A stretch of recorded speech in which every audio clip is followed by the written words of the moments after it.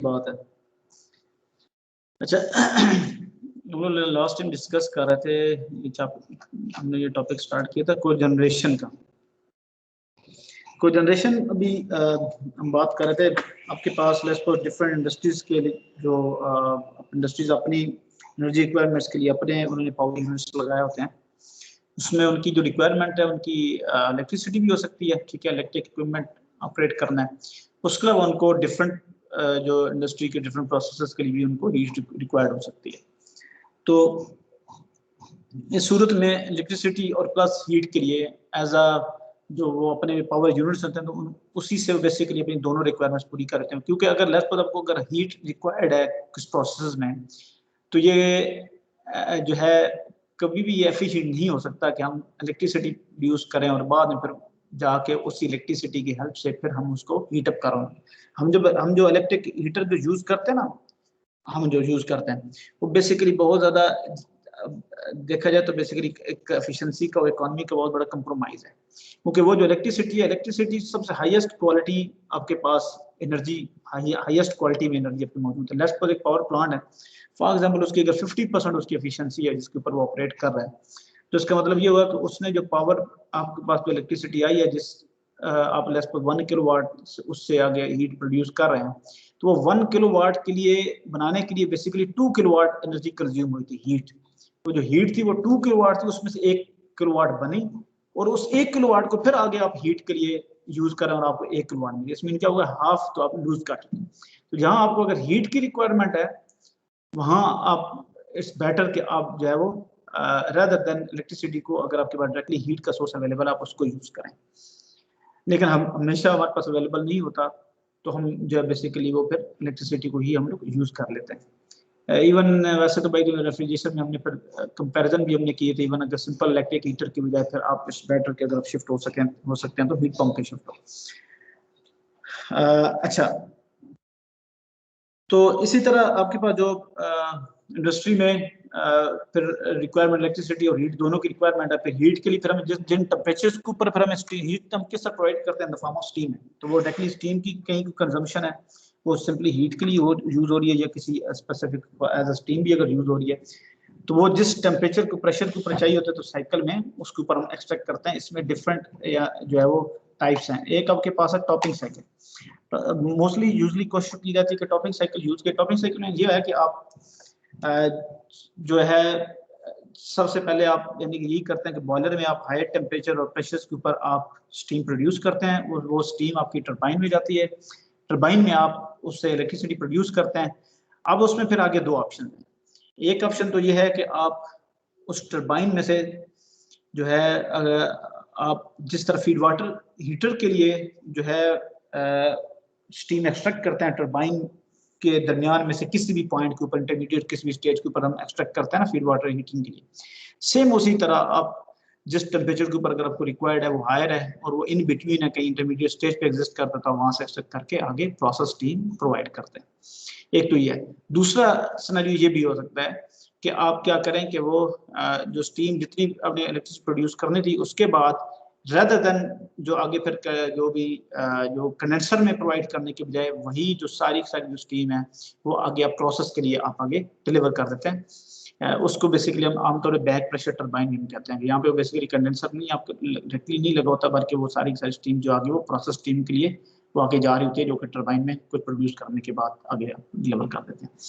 तो ये वो सिनेरियो है जब आपके पास इसमें डिफरेंट है, आपके 0.5 to 40 बार के ऊपर आपके पास जब वो वेरी करते हैं जिसके प्रेशर के ऊपर आपको वो रिक्वायर्ड है। अच्छा, इसमें कंडेंसर सर आपने बोला कि कंडेंसर नहीं लगा होता इसके अंदर।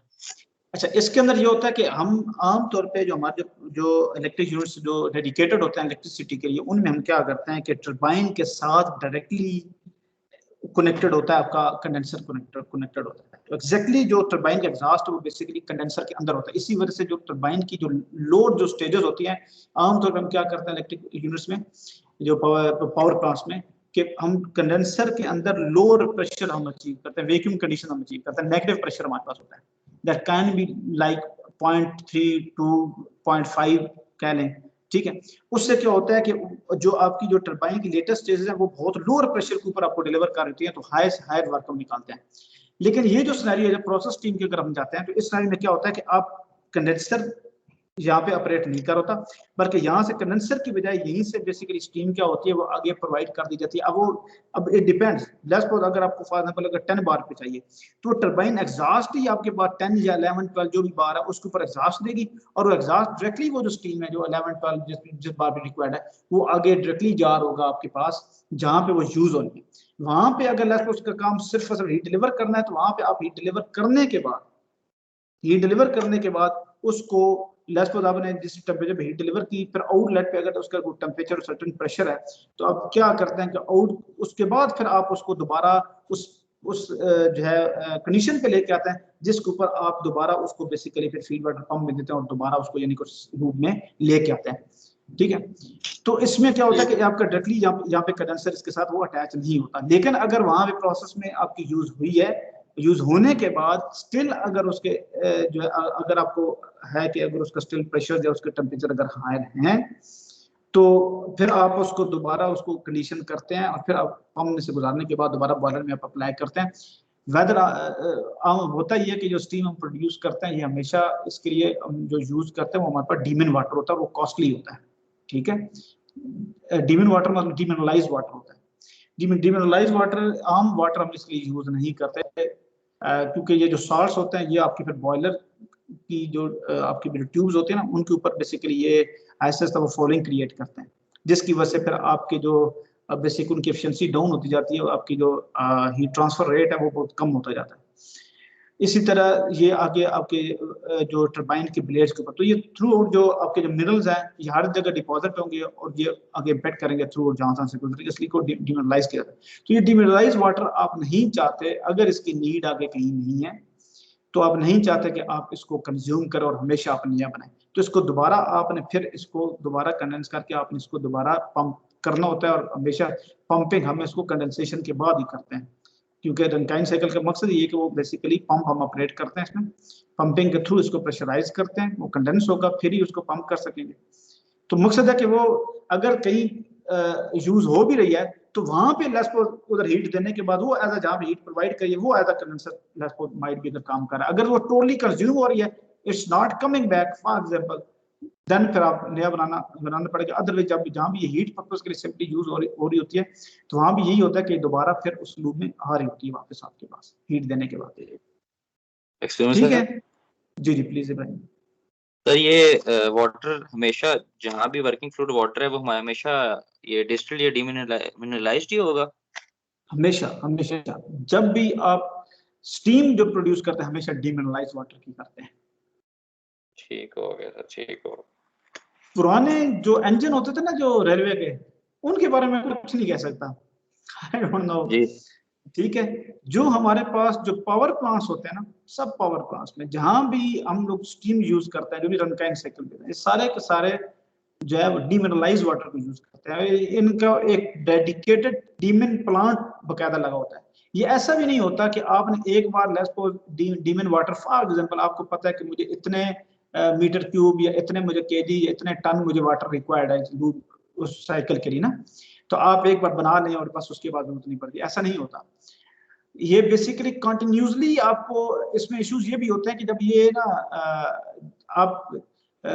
इसको एक बार जो है वाटर को डिमिनरलाइज करते हैं ना, डिमिनरलाइज करने के बाद जब स्टीम प्रोडक्शन के लिए जाता है ना, तो इसके बाद इसके अंदर बेसिकली मजीद इसमें डिफरेंट केमिकल्स की डोजिंग की जाती है। इसमें ऑक्सीजन एक्सकैवेंजर्स वगैरह यूज की जाते हैं। ठीक है, और इसमें इसी तरह को जो डिफरेंट जो ट्यूब्स होती हैं जो स्टीम्स की जो बॉयलर्स के अंदर, और इसके अलावा डिफरेंट पाइपिंग होती हैं जो बॉयलर से लेके जो टरबाइन तक, फिर इसी तरह आगे फिर ट्यूब्स होती हैं इसकी कंडेंसर की होती हैं, फिर वहां से पंप, तो डिफरेंट जो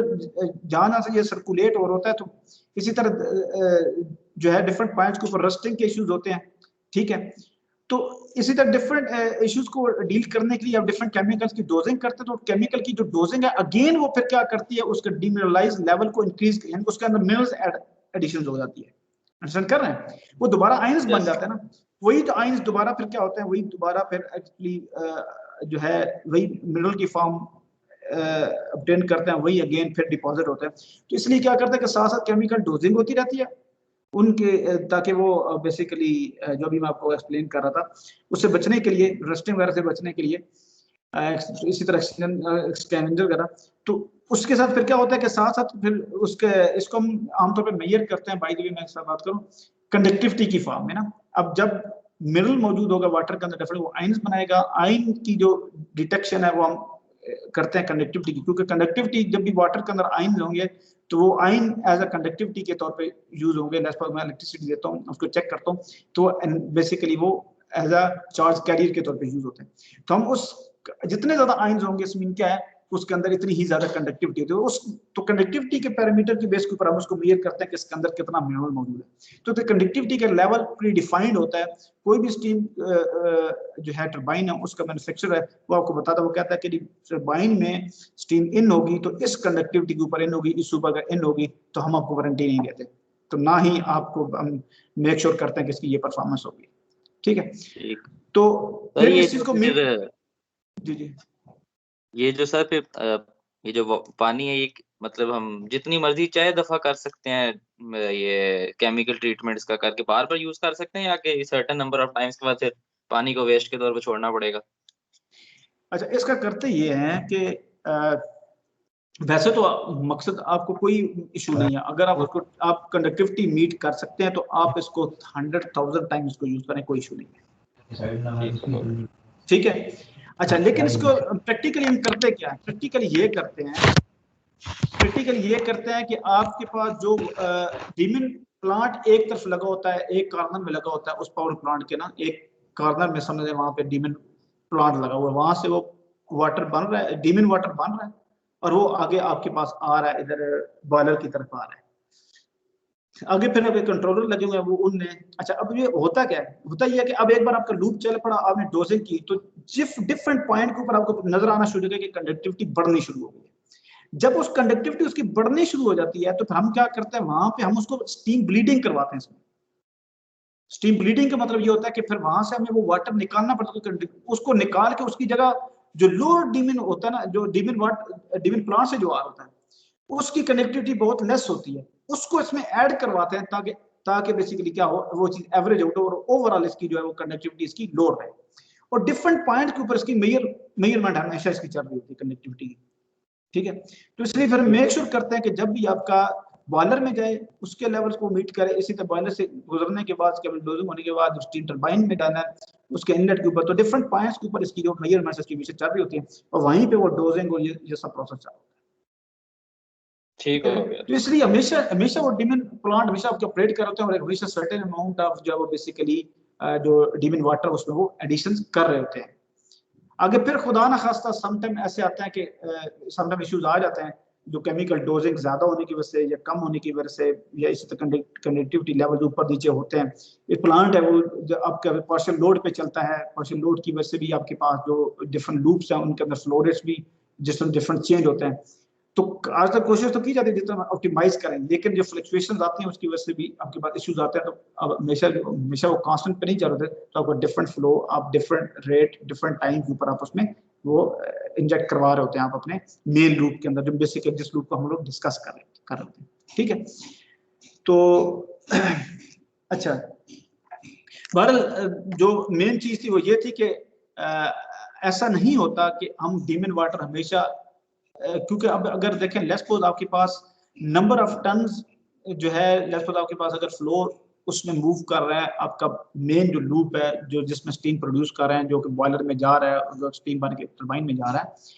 वो फ्लो रेट बहुत ज्यादा होता है। डीमिन से जो पीछे आ रहा है वो सिर्फ कंडक्टिविटी को बैलेंस करने के लिए एक वो लिटिल अमाउंट ऑफ फ्लो जो है वो कोई ज्यादा लिटिल तो नहीं होता। कहते तो मैं आपके साथ जो स्पेसिफिक फैक्ट्स किसी दिन शेयर कर दूंगा, बल्कि आप लोगों को यार मैंने ये प्रोजेक्ट देना है, बल्कि ये इसी चीज के ऊपर आप लोग इसके ऊपर जो है ना काम शुरू कर दो। पावर प्लांट्स की स्टडी आप लोगों के ऊपर है, पाकिस्तान के डिफरेंट पावर प्लांट्स उठो, ठीक है, आप उनका डेटा गैदर करो और उसी की हम लोग फिर स्टडी करते हैं, उसी के जो भी पावर साइकिल्स हैं उसकी डायग्राम बनाओ, फिर उसके जो बीओपी एरिया बीओपी है वो भी देखो उसके कौन कौन से ओवरऑल पूरा पावर प्लांट है उसके अंदर कौन कौन से जो है बेसिकली सब यूनिट्स कौन कौन से होते हैं, उनका क्या डिफरेंट, उनका क्या पर्पस उनका है, अपने लैंग्वेज में आपने लिखना है, ठीक है सर फ्यूल सोर्स कोई भी प्लेजराइज नहीं काट होना लेना है। जी। मतलब पावर प्लांट किसी भी फ्यूल सोर्स का हो जाए ना, कि या तो कोल का या किसी फिर भी गैस का या किसी फिर किसी वेस्ट का किसी भी इवन। सोर्स को हो जाए, किसी भी सोर्स को हो जाए, लेकिन मैं प्रेफर करूंगा कि अगर कंबाइंड साइकिल पे जाते हैं तो ज्यादा बेहतर है, उसमें दोनों का एक्सपोजर मिल जाएगा, थोड़ा आपको गैस टरबाइन का भी मिल जाएगा और अपनों को स्टीम साइकिल का भी मिल जाएगा, ठीक ठीक है हो गया सर। सोर्स कोई भी हो जाए एग्जैक्टली। तो उससे भी थोड़ा मतलब कुछ ना कुछ जो है वो नई लर्निंग हो, ठीक है। अच्छा, आप लोगों ने विजिट तो नहीं की ना अभी तक कोई पावर प्लांट, कोई सर इंडस्ट्री, तो खैर आप एटलस लोग गए Atlas power sir plant Atlas visit किया था सर हम। एटलस वाला, अच्छा ये कहाँ पे है? ये सर हमारा था, शेखुपुरा सर। शेखपुरा ना? नहीं नहीं, सर शेखुपुरा में ही एटलस पावर प्लांट। हाँ शेखपुरा। ये कौन सा कंबाइंड साइकिल था, इंजन बेस्ड था, गैस टरबाइन बेस्ड था? सर ये मेरे ख्याल से कंबाइंड नहीं था सर। इंजन बेस्ड था सर। इंजन बेस्ड था सर ये। Engine based. अच्छा अच्छा अच्छा, ठीक ठीक, मतलब डीजल इंजन बेस्ड था। यस यस एक बार सर हमने पहले भी विजिट टेक्सटाइल मिल स्टार्ट में उसका डीजल पावर प्लांट भी पहले दूसरे सेमेस्टर में विजिट किया हुआ। सर यहाँ पाकिस्तान में ऑयल फील्ड भी तो डीजल पे ही हो रही होती है, मतलब कि ऐसा कोई पावर प्लांट है भी नहीं, मतलब कि इसका पता हो। नहीं हमारे पास अच्छे खासे पावर प्लांट्स है, ये अभी आपके जो 3 लगे हैं, बल्कि उसको बाकी छोड़ दीजिए, 3 पावर प्लांट्स आपके मेन लगे हैं, गवर्नर में लगाए थे, एक आपका कसूर में, जंग में, और एक आई थिंक शेखुपुरा में। 3 जो ये लगे थे एलएनजी बेस्ड पावर प्लांट लगे थे, 1200 मेगावाट के 3 लगे थे ये पिछली गवर्नमेंट के टाइम पे।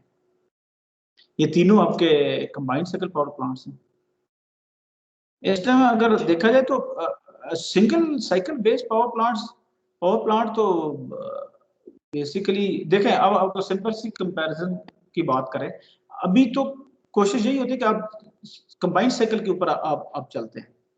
कंबाइंड साइकिल में हमेशा ये क्या होता है कि एडवांटेज ये होता है कि आपका जो गैस साइकिल होता है, आप उसका टॉपिंग साइकिल ऑपरेट करें, उसमें टेम्परेचर बहुत ज्यादा होते हैं,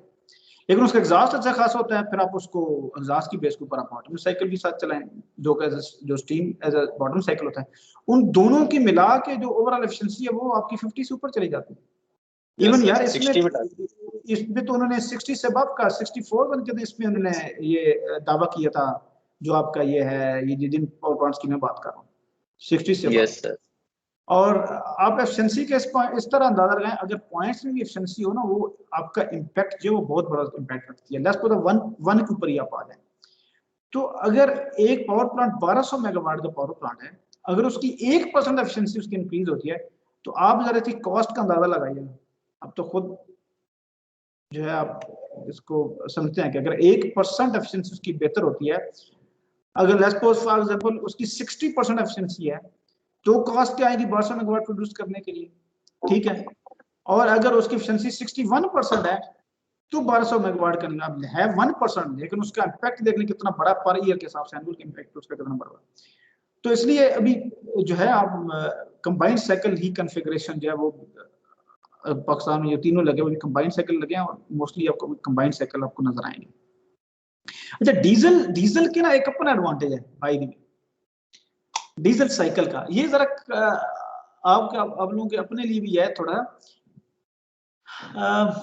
यार एक मेरे ज़हन से टर्म निकल रही है, एक खास हम टर्म यूज करते हैं, यार देखें, चलिए मैं सिंपली आपको ये बताता हूँ, एक पावर प्लांट है, पावर आपकी ना सम टाइम आपकी रिक्वायरमेंट भी आपकी फ्लक्चुएट करती है, ठीक है, पावर रिक्वायरमेंट आपकी फ्लक्चुएट भी करती है सम टाइम ना। एक तो आजकल तो बल्कि ये कोशिश की जा रही है कि कोशिश करें कि आप अपने पावर प्लांट ज्यादा से ज्यादा पावर रिन्यूएबल से बनाएं, तो रिन्यूएबल में अंदर फ्लक्चुएशन बहुत ज्यादा है, और डे एंड नाइट का इशू है, जैसे सोलर की तरफ जाते हैं, विंड की तरफ जाते हैं तो स्टिल विंड की स्पीड हर टाइम सेम नहीं है, तो वहां से स्टेबल पावर आपको नहीं मिलेगी। तो जो बाकी पावर है उसके लिए आप ये फॉसिल फ्यूल्स और ये डिफरेंट जो आपके पावर प्लांट्स उनको आप यूज करें, वो चाहे बेशक फॉसिल फ्यूल बेस्ड हो, तो सिंपली वो फ्लक्चुएशंस को मीट करना। तो मेन जंक ऑफ एनर्जी जो आप रिन्यूएबल के ऊपर आप शिफ्ट होना, वैसे आप तो ये बेसिक कंसेप्ट है। अच्छा मैं एक बात ये करना चाह रहा था कि डीजल की तरह ना, अच्छा देखें कोई भी कंपनी जब भी प्लांट लगाते हैं तो उनके माइंड में 2-3 चीज होती है। एक तो खैर इनिशियल इन्वेस्टमेंट और बाकी तो है ही। दूसरा ये होता है कि जिसका बाद में मेंटेनेंस और जिसकी एक्सपर्टीज के लोग उनको इजीली अवेलेबल हो, ठीक है। तो ये भी डिफरेंट फैक्टर्स हैं जो फिर चूज करते हैं कि आप किस टेक्नोलॉजी में शिफ्ट हो रहे हैं। दूसरी तरफ एक और डीजल साइड पे ये भी था कि अब अगर आपको पावर चाहिए तो कितने मिनट्स में वो मैक्सिमम पावर आपको वो डिलीवर कर सकता है। इंजन जब आपका प्लांट स्टार्ट होता है ना, तो एग्जैक्टली एट वेरी इंस्टेंट जो है ना, इनिशियली ही सडनली वो हाईएस्ट पावर पे वो नहीं शिफ्ट होता, ठीक है। एक टाइम लेगा, आहिस्ता आहिस्ता उसको वही तो मैं माइंड में टर्म निकल गया, आहिस्ता आहिस्ता उसकी पावर को बेसिकली आप बढ़ाते हैं और फिर जाके बेसिकली उसको वो हाईएस्ट पावर जो आपको वो डिलीवर दे रहा है। इसमें there is a time lag. तो रिस्पांस टाइम, यही जो रिस्पांस टाइम है उसका स्टार्टिंग से लेके उसको हाईएस्ट पावर डिलीवर करने तक, ये जरा डीजल का और गैस साइकिल या स्टीम साइकिल का जरा कंपेयर कीजिएगा। ये आप लोगों के ये बल्कि आप लोगों की असाइनमेंट है। हेलो, ठीक है, ठीक है सर। आपने तीनों टेक्नोलॉजीज को कंपेयर करना है, ये असाइनमेंट है। आपने तीनों को कंपेयर करना है। आपने जो steam cycle, diesel steam cycle based power plants जो है आ रहे हैं, गैस साइकिल जो आ रहे हैं, उसके अलावा आपके पास जो आ रहे हैं ये डीजल साइकिल जो आ रहे हैं, आपने इनको ना, इनके प्रोज और कॉन्स इनको अपने कंपेयर करना, डिफरेंट पॉइंट ऑफ व्यू से, एफिशिएंसी पॉइंट से भी आप देख लें, ठीक है। उसके अलावा मैंने भी बताई आपको कि ऑपरेशन पॉइंट ऑफ व्यू से देख लें, इनका रिस्पांस टाइम किसका है। डीजल का आप चले जाएं, आपको मान की वेबसाइट है, उस पर वहाँ पर बहुत कुछ लिटरेचर मिलेगा। व्हाट्सएप पे चले जाएं, उसका काफी लिटरेचर आपको मिल जाएगा, ठीक है। बाकी स्टीम एंड गैस की आपको सीमन जी, ठीक है, ऑस्टम, तो आसपास बहुत अच्छा आपको लिटरेचर मिल जाएगा। बट जो आपने करना वही है कि आपने कॉपी पेस्ट नहीं करना, ठीक है ना। मेक श्योर आप उसे, मुझे बहुत बड़ी नहीं चाहिए, ये कोई प्रोजेक्ट नहीं है। प्रोजेक्ट तो आपको रहता है, वो मैं आपको बता दिया। आप एक प्लांट, पावर प्लांट चूज करें और उस पावर प्लांट की ये स्टडी है और स्टडी करें। और बल्कि मैं देखता हूँ, बल्कि आप एक काम करें, पावर प्लांट के ना फिजिबिलिटी के ऊपर आप काम करें, फिजिबिलिटी के ऊपर, ठीक है। कोई भी एक एरिया चूज करें, आप एरिया चूज करें। लेट्स सपोज आप चूज करते हैं, कोई भी एरिया चूज कर रहे हैं, कोई लोकेशन चूज कर रहे हैं और वहां पे आपको फॉर एग्जांपल कहा गया कि जी आपने 1000 मेगावाट का प्लांट लगाना है। सिंपल, एक इन्वेस्टर है वो आपको कह देता है कि 1000 मेगावाट का प्लांट लगाना है मुझे, तो ये पैसे हैं, लगाओ। अब आप क्या करो, ठीक है। आप स्क्रैच लेवल से किस तरह आप स्टार्ट करोगे। सोल्यूशन तो बहुत सारे हैं, कौन सा आपको फेवर करेगा और कौन सा डिफरेंट पॉइंट ऑफ व्यू है, जिस पॉइंट ऑफ व्यू से आप उसको देखोगे कि मुझे ये मुझे करना चाहिए। ठीक है सर, ठीक है सर। अच्छा चलिए आगे मूव ऑन करते हैं। अच्छा, टॉपिंग साइकिल हम बात कर रहे थे, उसके बाद इसी तरह इन टॉपिंग साइकिल में क्या है कि हम जो इनिशियली स्टीम है उससे इनिशियली हम इलेक्ट्रिसिटी प्रोड्यूस करते हैं और इन बिटवीन जो दरमियान के जो स्टेज है वहां से स्टीम प्रोवाइड करते हैं, या एट द एंड ऑफ जो इलेक्ट्रिसिटी प्रोड्यूस करने के बाद जो स्टीम है उसको टरबाइन से फिर हम प्रोसेस के लिए जो है वो प्रोसेस स्टीम अगर हम प्रोवाइड करते हैं उसको हम टॉपिंग साइकिल कॉन्फ़िगरेशन कहते हैं। Bottom cycle configuration, topping cycle कहने का मकसद ये है कि आपका इलेक्ट्रिसिटी टॉपिंग में आ रही है। बॉटम साइकिल कॉन्फ़िगरेशन में क्या है कि पहले आप जो स्टीम प्रोड्यूस कर रहे हैं उसको आप प्रोवाइड कर देते हैं, प्रोसेस हीट के लिए चली जाती है, वहां से हीट देने के बाद जो आती है तो फिर वहां पे अगर आप इलेक्ट्रिसिटी प्रोड्यूस करें उसको as a bottom cycle configuration कहते हैं। लेकिन मसला ये है कि हमेशा एक चीज नोट करें, वही हमने बात की थी, हीट तो किसी भी टेम्परेचर पे आप उसको दे दें, जिस टेम्परेचर के ऊपर आपको रिक्वायर्ड है। इलेक्ट्रिसिटी का एक बड़ा ये प्रॉब्लम है, इलेक्ट्रिसिटी प्रोड्यूस करने के लिए आपको कितनी हीट इलेक्ट्रिसिटी आपने प्रोड्यूस करनी है। फॉर एग्जांपल आपको कहा गया है कि आप 1 मेगावाट इलेक्ट्रिसिटी प्रोड्यूस करनी है, तो अगर आपसे पूछा जाए कि इसके लिए मुझे हीट कितनी रिक्वायर्ड होगी, आप नहीं बता सकते जब तक आपको ये नहीं पता होगा कि कितने टेम्परेचर के ऊपर मुझे आपको अवेलेबल होगी हीट। क्योंकि हायर टेम्परेचर के ऊपर अगर आपको हीट अवेलेबल है तो आप बेटर एफिशिएंसी के साथ उसको प्रोड्यूस कर सकते हैं, तो आप लोअर अमाउंट ऑफ हीट से आप हायर अमाउंट ऑफ जो है वो वर्क प्रोड्यूस कर सकते हैं। तो इसलिए बॉटम साइकिल में इशू ये है कि जब आपके पास लोअर टेम्परेचर के ऊपर आती है तो आपके पास एफिशिएंसी बहुत लोअर हो चुकी है उसकी, तो यहाँ पे आपके पास जो है वो जिसकी वजह से ये बहुत इकोनॉमिक जो है वो आपके पास बेसिकली ये वायबल सोल्यूशन नहीं है।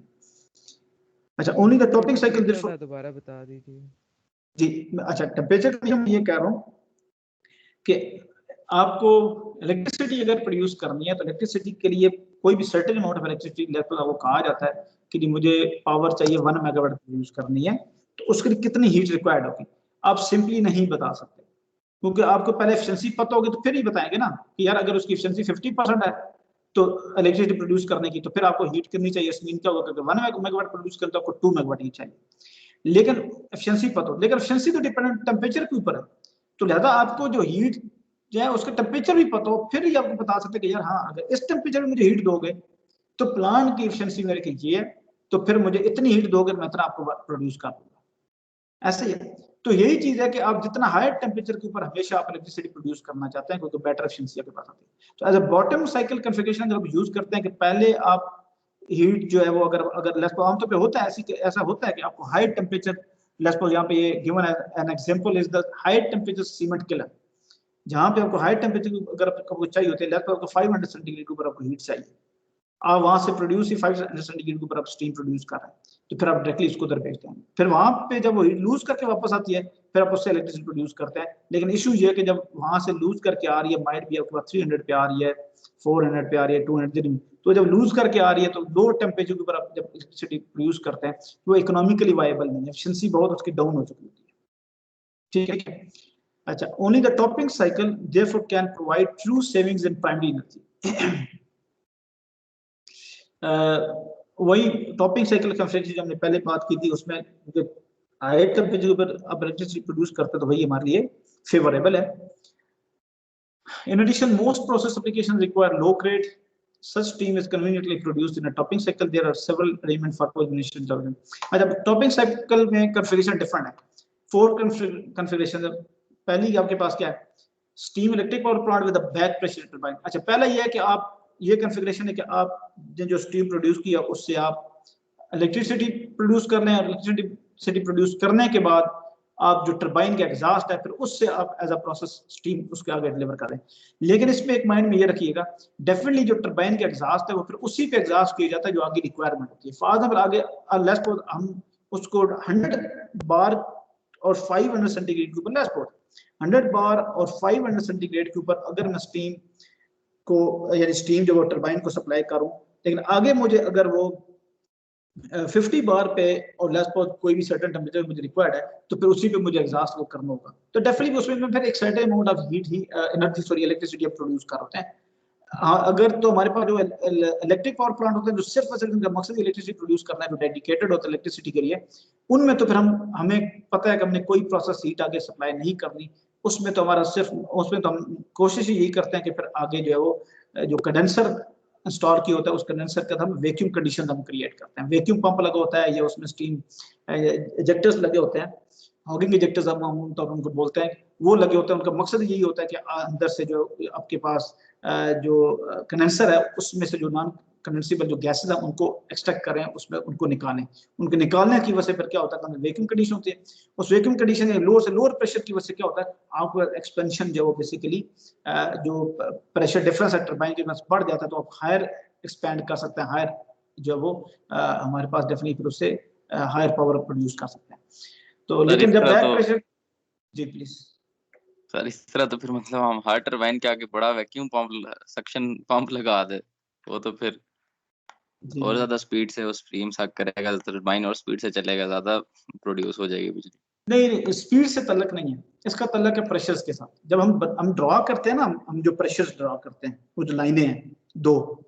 उन लाइनों के दरमियान जो डिफरेंस है हम ये करते हैं हमेशा। ये जो भी आपके पास इलेक्ट्रिसिटी प्रोडक्शन के लिए यूज होते हैं उनके जो कंडेंसर होते हैं वो अटैच होता है वैक्यूम पंप के साथ। ठीक हो गया सर, ठीक हो। हम पॉजिटिव देखें, अगर आपकी मर्जी आप ऑपरेट तो करेगी, आप लेट्स सपोज उसके अंदर 1 बार प्रेशर आप रखें जो बाहर है, एब्सोल्यूट की फॉर्म में मैं बात कर रहा हूँ, 1 बार वेयर भी एटमॉस्फेरिक प्रेशर वही 1 बार आती है, तो क्या होगा, आप लेट्स सपोज 100 से 1 बार पे एक्सपेंड करें, वो 1 बार की बजाय अगर आप क्या करें उसके अंदर 0.5 बार कर देना, तो वो 1 से 0.5 100 से 0.5 बार पे जा रही है। तो मजीद जितना आप रिड्यूस करते जा रहा है इतना ही अब एक्सपेंशन जो इसके वो हायर एक्सपेंशन के ऊपर अपनी गई, क्योंकि जो होता क्या है अब की जो यानी कि कंडेंसर के अंदर जो प्रेशर है वो बेसिकली डिक्टेट कर रहा है कि आपके जो टरबाइन पे जो आउटर स्टेज के ऊपर एक्सपेंशन जो किस प्रेशर के ऊपर होगी,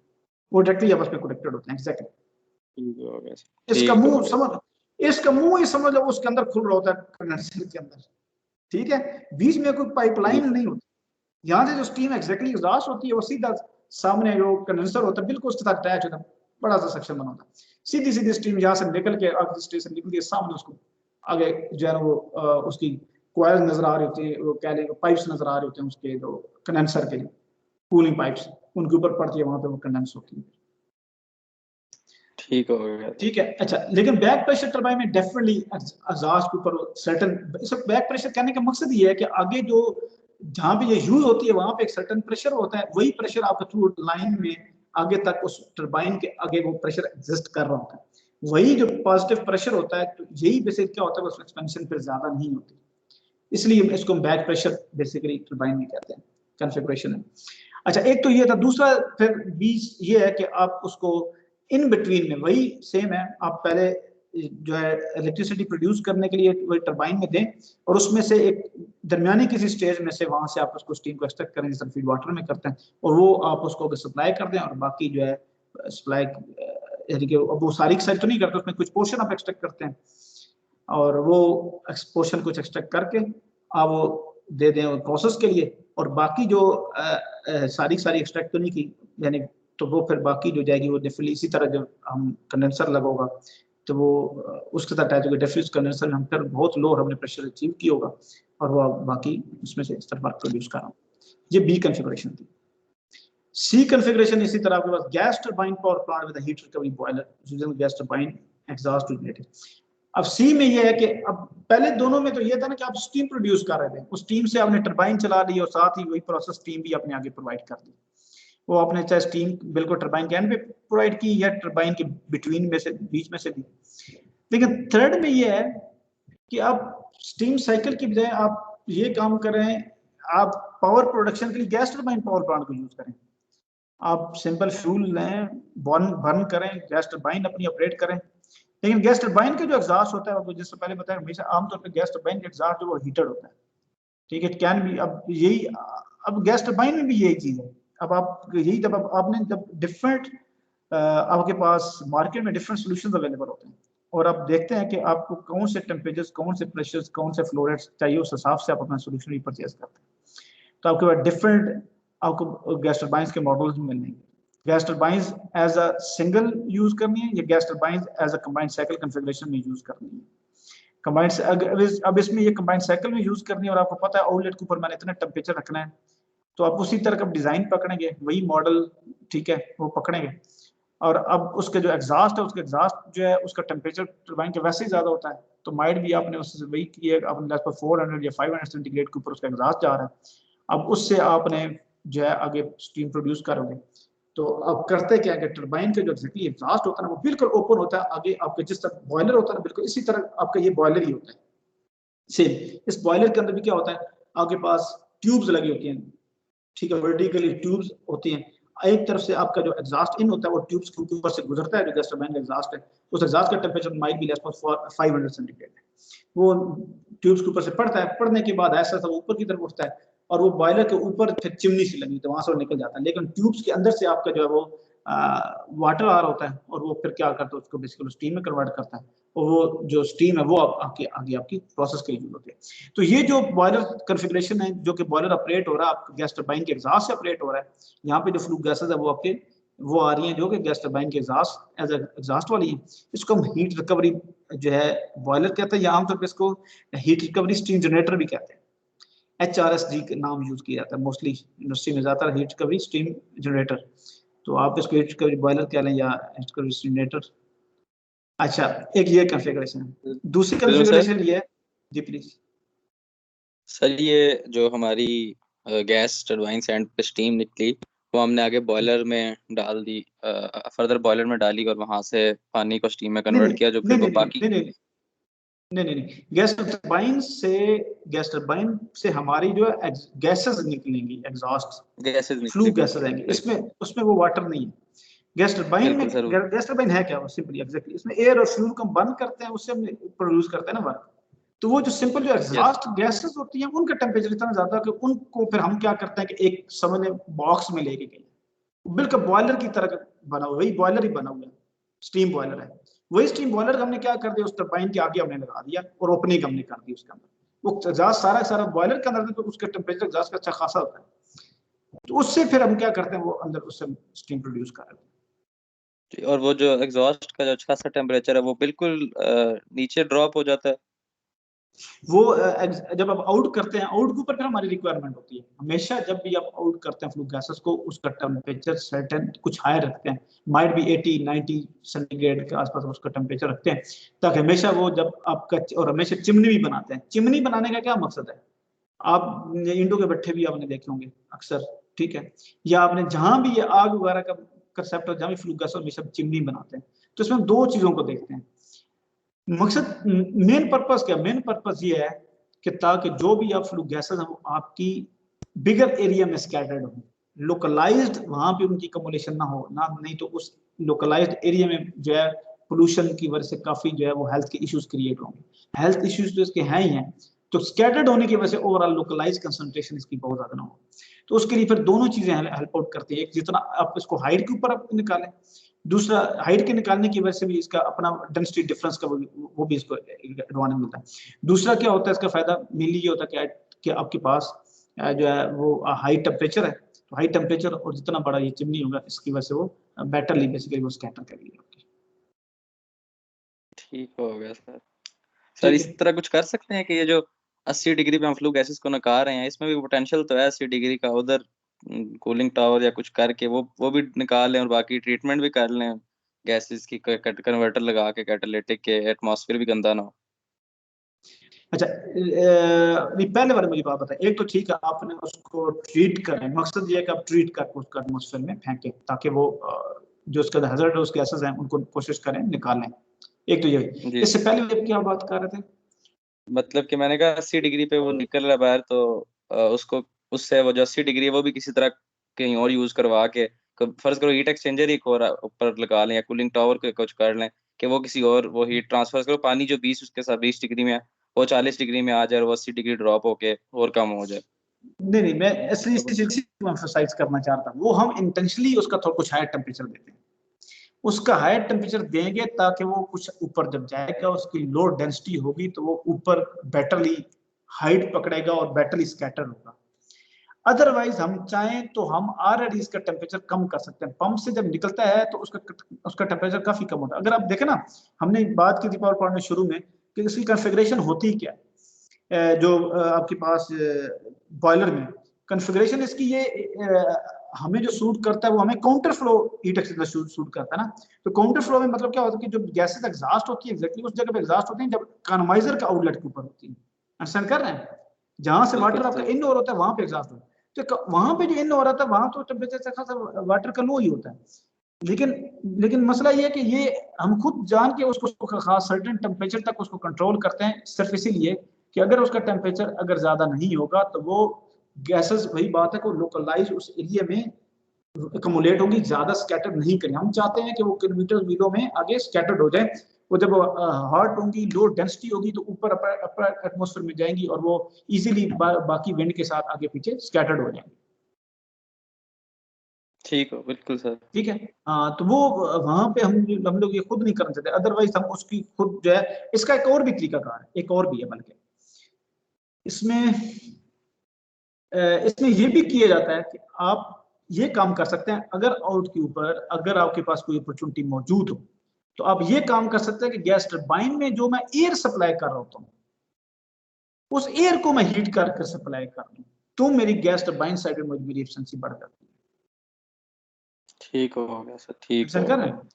एग्जैक्टली। बिल्कुल सर। अच्छा, दूसरी बात आ गई हीट करने में ट्रीटमेंट भी की। तो एनर्जी चाहिए होगी। नहीं वो हीट एग्जैक्टली मैं उसी की बात करूं कि let's suppose if you have some opportunity कि भाई आपके पास चिमनी के आउटलेट के ऊपर कुछ टेंपरेचर आपको पता है कि हमारे पास लेट्स सपोज 80 जार है और 70 सेंटीग्रेड इज ओके स्कैटर करने के लिए लेट्स और आप वहां पे 10 सेंटीग्रेड करना चाह रहे हैं, मैं उसकी बात करूं। वो वहां पे जो वेस्ट वो अगर वेस्ट आपको लग रहा है उस वेस्ट से आप क्या कर लो, आप अपने एयर जो सप्लाई करेंगे गैस टरबाइन को उसको उससे हीटअप कर लो। अदरवाइज तो हीटअप करना अपनी तरफ से अलग फ्यूल से करना वो कोई मकसद नहीं है। अब कोई भी देखिए कंपोनेंट हमेशा ये रोबस्टनेस का ये असूल है, कम से कम आपके पास कंपोनेंट्स हो, कम से कम मूविंग पार्ट्स हो। अदरवाइज तो वैसे ही उसने हीट अप हो जाना अंदर फ्यूल। वही बात है, थोड़ा एक्स्ट्रा फ्यूल ऑलरेडी ये होता है कि जब एयर अंदर आपकी जाती है ना, जो फ्यूल से डायरेक्टली कम्बशन चैम्बर में जो आपके जो है सर्टेन लेवल पर कम्बशन चैम्बर में मुझे सर्टेन टेंपरेचर चाहिए, तो हम क्या करते हैं एयर और फ्यूल जो है उनकी सर्टेन अमाउंट्स उनके हम कैलकुलेट करते हैं कि कितनी अमाउंट मुझे चाहिए होगी, कितना फ्यूल बर्न होगा तो कितना मिक्सचर का जाकर टेंपरेचर होगा। तो डेफिनेटली फिर मुझे क्या होगा, जितना एयर का टेंपरेचर लो होगा इतना ही मुझे थोड़ा सा फ्यूल मुझे एक्स्ट्रा बर्न करना पड़ेगा। वो तो काम उधर ही ऑलरेडी हो रहा है, लिहाजा मुझे एयर तो लेकिन वो जो काम उधर हो रहा है उसकी निस्बत अगर मैं कहीं से वेस्ट से एयर को हीटअप कर लूं वो फिर मुझे एडवांटेज है। और ये हम काम करते हैं, ये काम होता भी, ये यूटिलाइज किया भी जाता है। ये आमतौर पर इवन स्टीम साइकिल्स में ये यूटिलाइज किया जाता है। स्टीम साइकिल में बॉयलर के एग्जॉस्ट से आपके बॉयलर की जो इनलेट वाली एयर आप उसको हीटअप करके भी आप इसको ये करते भी,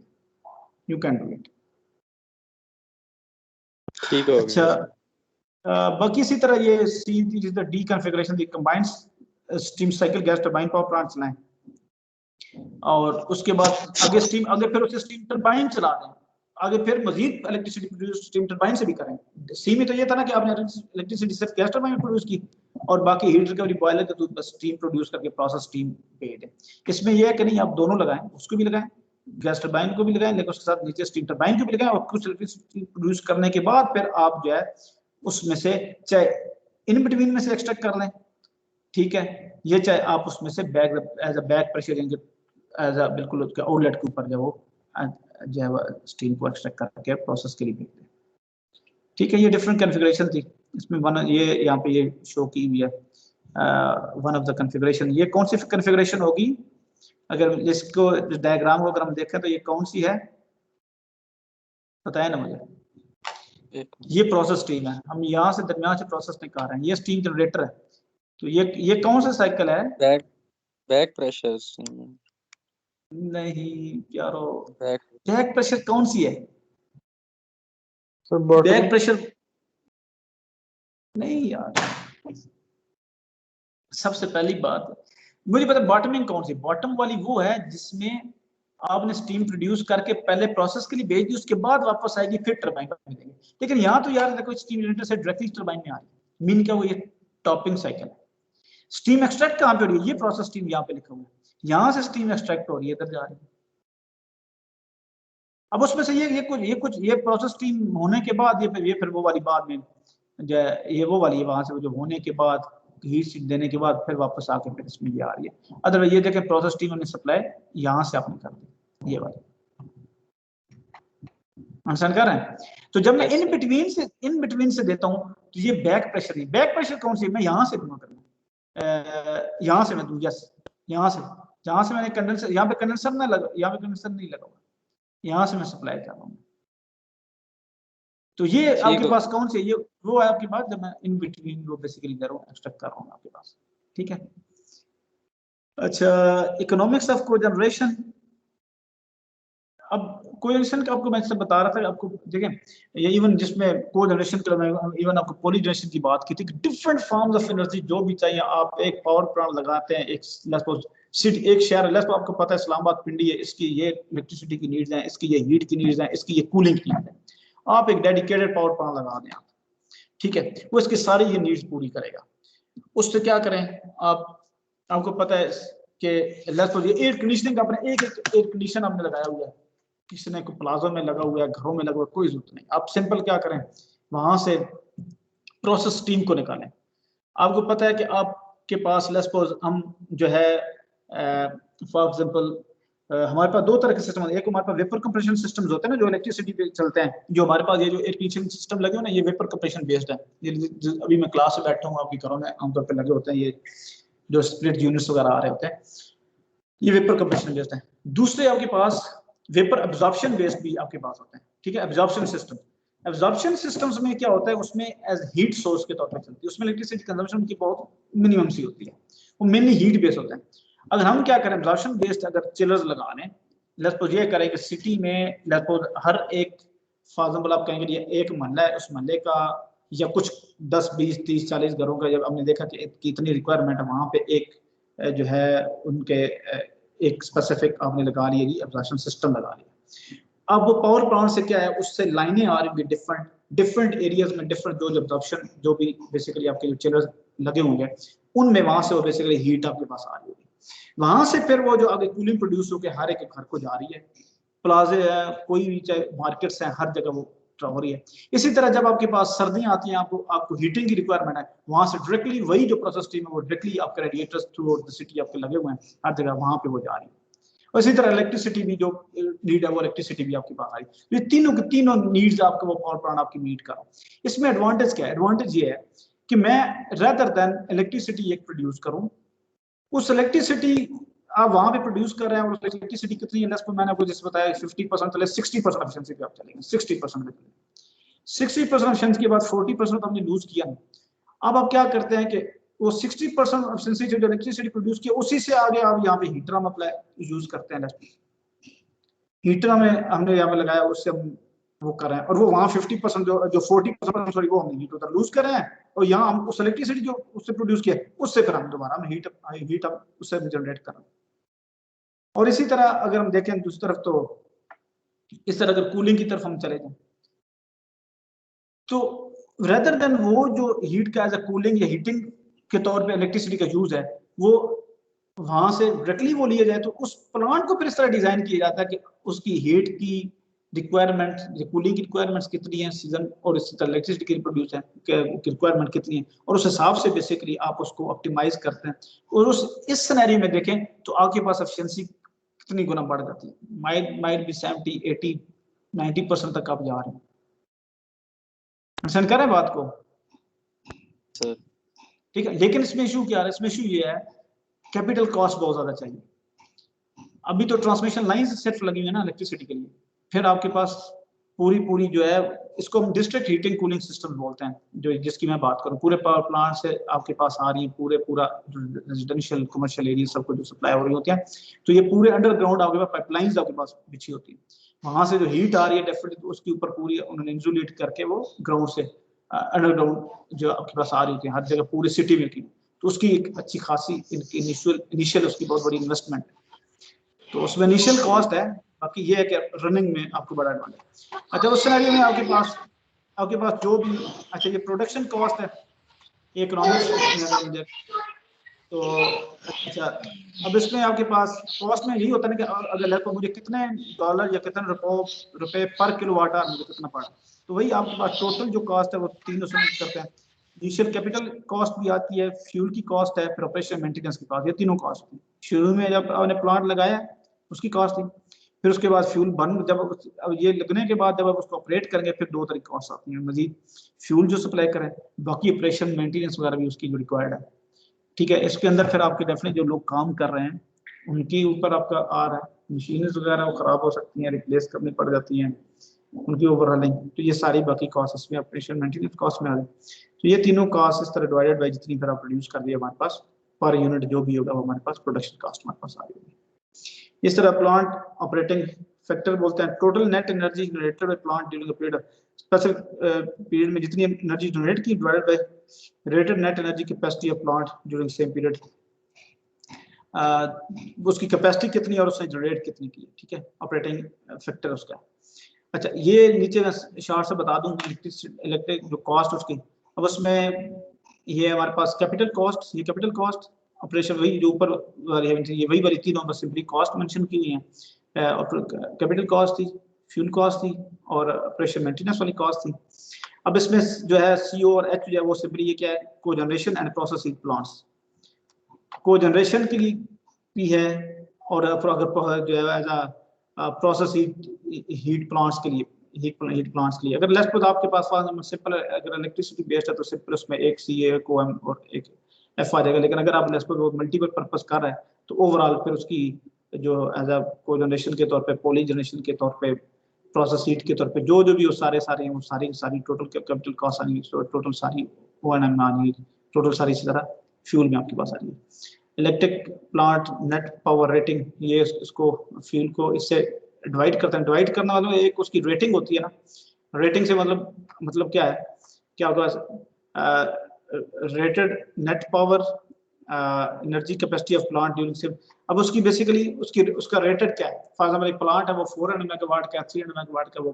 कितना है, तो बेसिकली उससे बेसिकली फिर इसको यहाँ पे ये डिवाइड करते हैं, उसका नेट रेट क्या है। अच्छा, आपको एक चीज बताऊं आपके इंटरेस्ट के लिए, बेसिकली नेट रेट से मेरे ज़हन में है इस टाइम जो हमारे पास जो मेनली जो डिस्कशन भी चल रही है और एक बड़ा इशू भी है, करंट गवर्नमेंट ने बहुत न्यूज में सुनता आता है, नेगोशिएट भी किया है आईपीपीज के साथ। आईपीपीज का पता है आईपीपीज किसको कहते हैं? Yes sir, independent power producers. Power producers, ये जो भी हमारे पास जो ये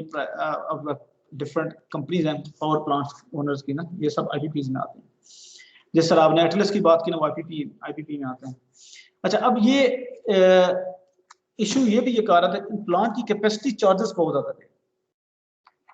ठीक है। आप जरा इस पे जाकर जरा चेक कीजिएगा कि कैपेसिटी चार्जेस क्या होता है, ये क्या चीज, ये आपने जरा देखना। आप मैकेनिकल इंजीनियर यार पावर प्लांट की बात करेंगे, अगर समवन आस्क यू, कोई आपसे पूछते ही है कि यार ये कैपेसिटी क्या सीन है, ये क्या चीज है। अच्छा, एक आपने ये देखना है। दूसरा एक और चीज आपको कहता हूँ, कैपेसिटी फैक्टर आपने देखना है। हमारा जो सोलर थर्मल पावर प्लांट है उसका कैपेसिटी फैक्टर क्या है, कैपेसिटी फैक्टर खुद क्या चीज है और वो सोलर पावर प्लांट का कैपेसिटी फैक्टर क्या है, ये दो चीजें ये भी आपने देखना है। क्वेश्चन कम है, बल्कि यार ये भी आपकी असाइनमेंट है, 2 असाइनमेंट होंगे, खुश रहो, क्या याद करोगे, ठीक है।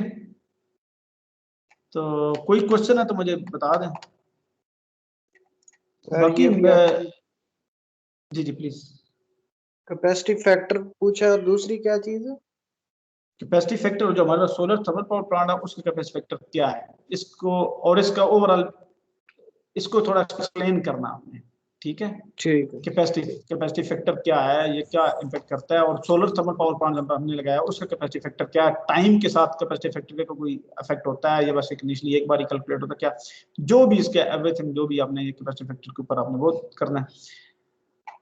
ठीक है। एक दूसरा आपने ये देखना है कि हमारे पास इस टाइम जो करंट जो डिफिसिट है इसमें आ रहा है, जो ये पावर में ना हमारे पास उसे क्या कहते हैं, सर्कुलर डेप्थ जो हमारे पास आ रहा है पावर सेक्टर का सर्कुलर डेप्थ, उसके ऊपर देखना है कि वो क्या चीज है, वो क्यों आ रहा है बहुत ज्यादा, ठीक है। कुछ तो उसके अंदर चले, कुछ तो पॉलिटिकल और भी इशू है, कुछ टेक्निकल भी इशू है, और हमारे पास ओवरऑल कंट्री में जो इनकी कैपेसिटी कितनी है जिसके पावर प्लांट्स लगे हुए हैं, आगे हमारी रिक्वायरमेंट्स कितनी है, फिर हमें जो ये कैपेसिटी और रिक्वायरमेंट का जो डिफरेंस है ये हमें किस तरह इम्पेक्ट कर रहा है, ये किस तरह रिलेट करता है हमारे जो पावर सेक्टर का जो सर्कुलर डेप्थ है उसको किस तरह रिलेट करता है, ये चीजें, तो ये ओवरऑल मिला के आप असाइनमेंट है, ठीक है। ठीक हो वैसे तो सर ये महंगी बिजली बना रहे हैं ना फर्नेस ऑयल यूज करके। डेफिनेटली असल में यार हमारे पास ये ना ये खैर कहते हैं ना कि यार सम टाइम हम चीजों को अपॉर्चुनिटी की तरह नहीं देखते, और हमारे पास तो ये भी बहुत बड़ा प्रॉब्लम है कि यार हमारे पास हम डिसीजंस जो ना रात दिन टेक्निकल बेसिस पे पॉलिटिकल बेसिस पे ज्यादा डिसीजन होते हैं, ठीक है। गवर्नमेंट्स के ऊपर भी बहुत ज्यादा प्रेशर था, एक टाइम पे इलेक्ट्रिसिटी नहीं थी, तो गवर्नमेंट्स के लिए यही था कि यार विन टू विन तभी हो सकता है कि जो गवर्नमेंट ने लोड शेडिंग दूर कर ली बस उसके आगे टाइम पक्का हो, उनके जो ना वोट उनके पक्के हो जाएंगे, तो पॉलिटिकल जो है एक कह लें, तो उसके लिए फिर क्या कोशिश की गई कि यार शॉर्ट टर्म सोल्यूशन के ऊपर जाया जाए। शॉर्ट टर्म सोल्यूशन में जिस तरह आपने देखा होगा कि रेंटल पावर प्लांट्स के ऊपर गए जो कि बहुत कॉस्टली थे सोल्यूशन था, लेकिन स्टिल इनको ये था कि यार क्योंकि एक्चुअली जो पावर बल्कि ओवरऑल इतना बड़ा एक रिएक्शन था इनको, ये था यही था इनका कि चलो यार बिजली की कुछ कॉस्ट बढ़ भी गई, लेकिन बिजली ना होने से तो ये बेहतर है कि नहीं तो लोग जो है ना वो कहेंगे चलो वी डिड समथिंग, तो लिहाजा आप रेंटल पे जाएं फॉर टाइम बीइंग कुछ सालों के लिए, और बाकी फिर आप जो है वो लॉन्ग टर्म प्रोजेक्ट आप डेवलप करें। अच्छा, उस तरफ अब जब इसी तरह जब लॉन्ग टर्म डेवलपमेंट की तरफ जब जाते हैं तो उसमें फिर लॉन्ग टर्म में अगेन फिर इश्यूज आते हैं कि जब आप कोई भी लेट्स फॉर एग्जांपल आपको बात बताऊं, सबसे बेस्ट है कि आप रिन्यूएबल की तरफ आप जाएं, तो बेस्ट है, दुनिया पूरी रिन्यूएबल की तरफ शिफ्ट हो रही है। उसकी रीजन है, उसके अगर देखा जाए तो अब ये पूरी एक इतना टाइम नहीं, चलें फिर भी किसी टाइम इससे बात कर लेंगे, लेकिन मकसद ये है कि अगर मैं सिर्फ पॉलिटिकल एस्पेक्ट ही अगर देखूं तो इसमें ये आता है कि लेट्स सपोज अगर आप डैम की तरफ शिफ्ट होते हैं तो डैम अगर लेट्स सपोज आपको 10 साल लेता है, 15 साल वो प्रोजेक्ट अगर आपका टाइम ले जाता है तो एक गवर्नमेंट टेन्योर में वो कंप्लीट नहीं हो सकता। तो गवर्नमेंट एट द एंड जब उसका टाइम पूरा होगा तो वो शो नहीं कर सकते, वो क्या प्रोग्रेस अपनी शो करेंगे कि भाई हमने ये बनाया। तो फिर इश्यूज यही होता है कि फिर वो आपके प्रोजेक्ट काफी देखें आपके जो है वो अभी तक किसी तरह कोई भी जो है फ्रूटफुल अभी तक फिलहाल नहीं हो सका। आई डोंट नो, मुझे एग्जैक्टली स्टेज नहीं पता आपका बादशाह डैम या और भी डिफरेंट जो छोटे मोटे हाइडल प्रोजेक्ट्स जो थे जो शॉर्ट टर्म थे वो उन पे तो काम हुआ, लेकिन बड़े नहीं थे। तो सबसे one of the best solution यही है कि पाकिस्तान में अगर हम अपना जो हाइड्रो पोटेंशियल है उसको हम अगर यूटिलाइज कर सकें इसका, और जितनी ज्यादा हम इलेक्ट्रिसिटी अगर हाइड्रो ये है ना कि चीप बहुत है, रिन्यूएबल तो है ही है, चीप बहुत है, और दूसरा उसका अपना जो बेसिकली कैपेसिटी कंट्रोल क्या है, ये सिंपल हाइड्रो के अंदर फ्लक्चुएशन अगर डैम्स की तरफ जाता है, हाइड्रो में फिर दो रन ऑफ द रिवर में दूसरा है। तो मेरे जहन में अगर हम डैम्स की तरफ जाते हैं तो डैम्स में फिर ये भी है कि आप के पास उसका जो वो पावर फ्लक्चुएशन उसमें बहुत कम आएंगी। Over the season water flow change होता है, उसका इम्पैक्ट जरूर आता है, लेकिन अदरवाइज को डे एंड नाइट या बाकी डे टू डे उसमें वेरिएशन बहुत कम। आप डैम के फ्लो को कंट्रोल करके बड़ा इजीली आप अपने जो है वो पावर को कंडीशन करके भेज रहे होते हैं। तो इसका एडवांटेज ये था कि अगर जितनी चीप इलेक्ट्रिसिटी बनेगी तो फिर ही आपकी इकोनॉमी भी आपकी ग्रो कर सकती है। फिर वही हमारी बाइंग पावर भी हमारी यही थी कि हम लोग उसी को बाय कर सकते थे। थर्ड थिंग इज, सबसे बड़ी यही है कि जब अगर आप चीप इलेक्ट्रिसिटी प्रोड्यूस कर रहे हैं तो आप मैक्सिमम चीजें जो अपनी इलेक्ट्रिसिटी पे शिफ्ट कर दें, आप अपना जो फ्यूल का बिल है, जो आपका हमारा जो फॉसिल फ्यूल का बिल है, स्पेशली ऑयल का बिल जो बाहर से मंगवाते हैं, वो कम से कम हो जाए। अब वो जो आपने, क्योंकि वो ऑयल की बात की बहुत महंगे पड़ रहे हैं केरोसिन, तो यही बात है डॉलरों में पे करता है, ना सिर्फ उनकी कॉस्ट बहुत ज्यादा है बल्कि वो हमारे बहुत सारे डॉलर कंज्यूम करते हैं, जिसकी वजह से अगेन हमारा रुपया हमारा डिवैल्यू हो रहा है, और हमारा क्योंकि जो है इंपोर्ट एक्सपोर्ट डिफिसिट वो भी हमारा बहुत ज्यादा बड़ा हो गया। तो लॉन्ग टर्म तो हमारे लिए जो ये बहुत मसाइल है, और मैं इसलिए भी आपको असाइनमेंट में बताई ना कैपेसिटी की, यही चीज है। अब एक पावर प्लांट जो लगाता है, जिसने पावर प्लांट लगाया है, इन्वेस्टर ने लगाया है, उसने एनटीडीसी के साथ आप कुछ नहीं सही अगले 25-30 साल का तो उसने जो है कॉन्ट्रैक्ट साइन किया होगा कि आप मुझसे पावर इतने साल लेंगे, तो मीन अगर 25-30 साल तो आपने उसको पे करना ही करना। ठीक, तो इस वजह से ये जो है ना, असल में वही बात, काफी इसमें कुछ डिसीजन थे थोड़े से मुश्किल थे, लेकिन वो मुश्किल डिसीजन लेना भी तो कौन लेता है यार, उसके लिए लीडरशिप भी चाहिए, पर कुछ ना कुछ पर आवाम को भी थोड़ी कुछ ना कुछ अवेयरनेस हो। तो बेसिकली वही चीज है कि एनर्जी सिस्टम ये एज ना होल मुल्क का एनर्जी सिस्टम पूरा एक डिजाइन है, यानी ये टेक्निकल डिसीजन है जो कि फिर आप पॉलिटिक्स की नजर हो जाते हैं इसमें, फिर और बहुत से फैक्टर। और इवन मैंने वो कहा ना, ये फिजिबिलिटी डैम, जब फिजिबिलिटी की बात की है,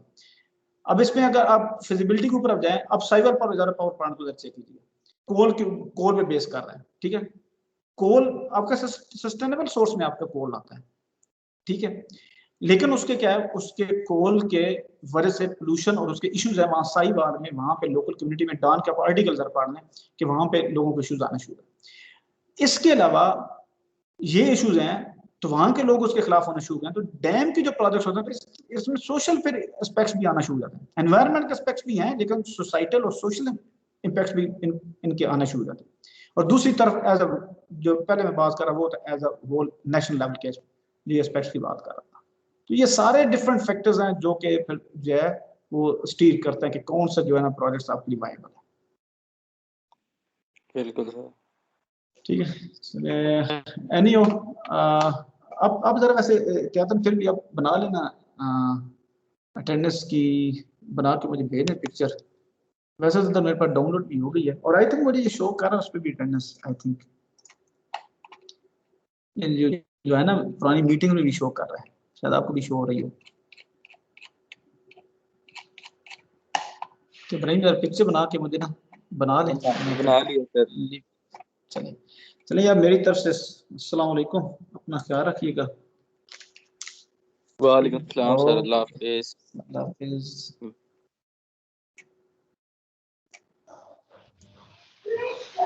अल्लाह